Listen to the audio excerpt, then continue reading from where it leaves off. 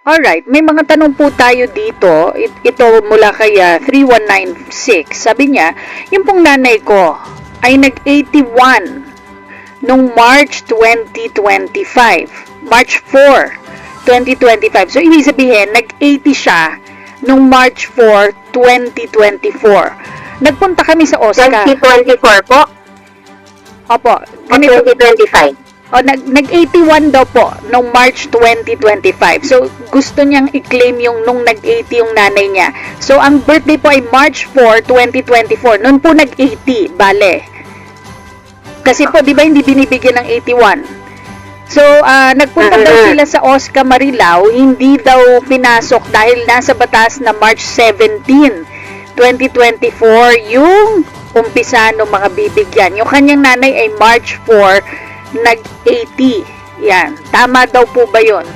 Yes, ma'am. Ang computation po niyan ay ang age of birth, ang date of birth po ni Lola ay March 4, 1944, to be exact.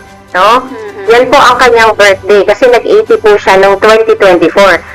Subalit, ngunit, datapwat, ang date po ng kanyang birthday ay March 4. Hindi po pumasok sa March 17, ma'am. Oo, nauna ng ilang araw eh. Bakit nga po ba yung cut-off? Ipaliwanag po natin, bakit po March 17, 2024 yung cut-off para dyan? Kasi po ma'am, noong napirmahan po ang batas, meron po for every law na pinapasa natin, no? Meron pong required publication. So para po for wider dissemination, malaman po ng ating nakararami na ito pong batas na ito ay magiging effective.